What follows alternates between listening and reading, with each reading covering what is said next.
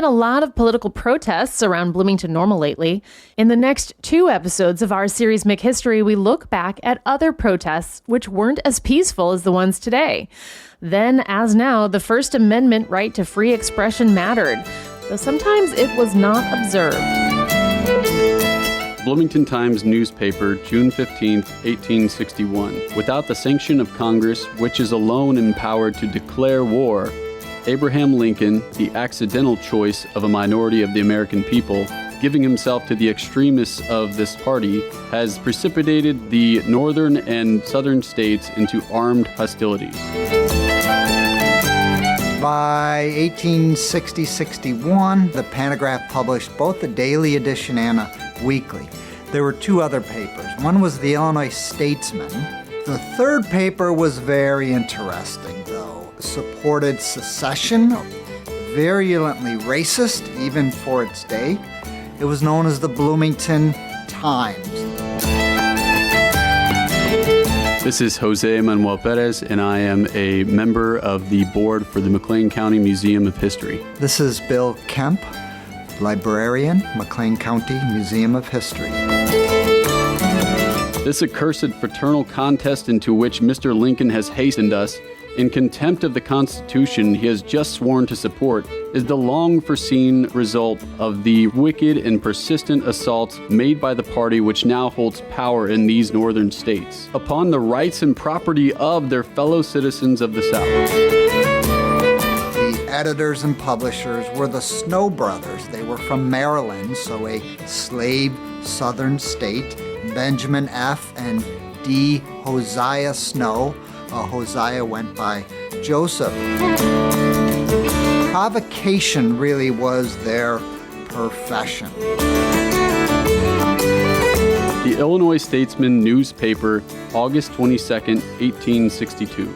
On Wednesday, all the material in the Times office in this city belonging to the Messrs. Snow was thrown into the street and destroyed by fire.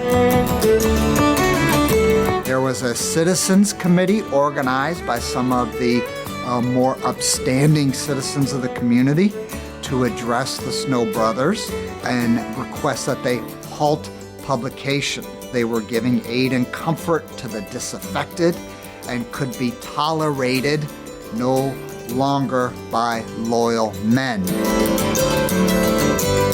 We regret it for the damage it has done to the fair fame of our city and county, for the tendency of such deeds to bring our free institutions into disrepute at home and abroad, and on account of the ill will it has begot in our hitherto peaceable, orderly, and law-abiding community.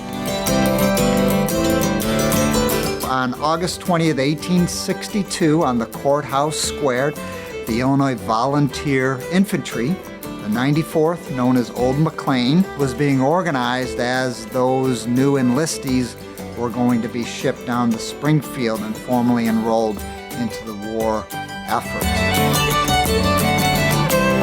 Much revelry as one could imagine, a lot of consumption of alcohol. Soldiers are taking an oath to the Union. Somebody got the idea to drag the Snow brothers out of their office and have them take an oath. We have at all times exerted whatever influence we possess against all acts of violence, and we very much regret this occurrence in our midst. We do not justify the Messrs. Snow in the manner in which they have conducted their journal. It is not wise to run counter to the sentiments of an entire community unless duty clearly demands it, and there is a fair prospect of accomplishing good by so doing. The story goes, as they're stepping off the platform, one says to the other something to the effect of, well, an oath under duress, right, in front of a mob isn't really an oath to be considered such. And that was really what the mob was waiting for.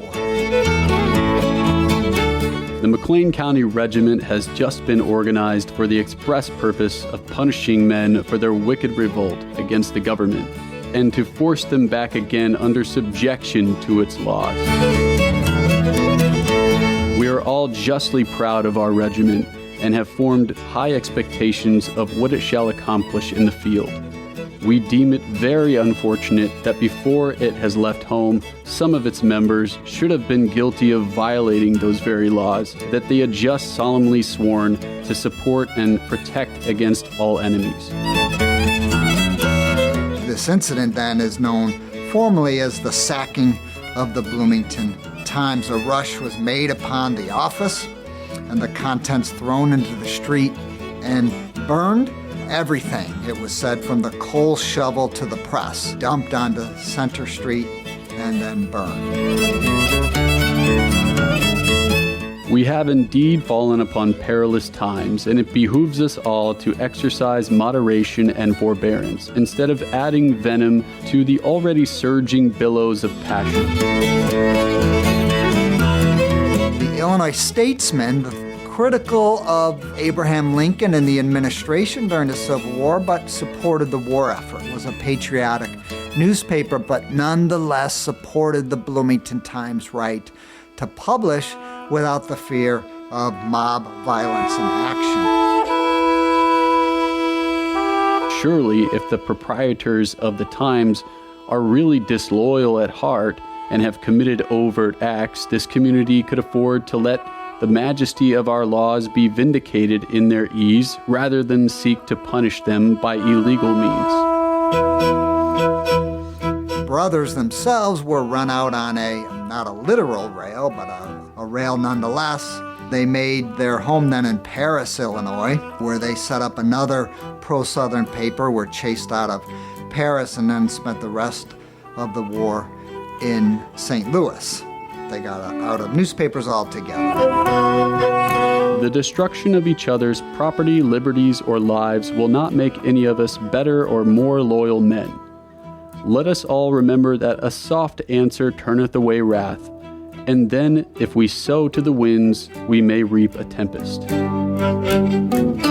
McHistory is a partnership between the McLean County Museum of History and WGLT. Charlie Schlinker produced this episode. Another episode of McHistory from a time of protest comes your way on Monday, all about labor rights.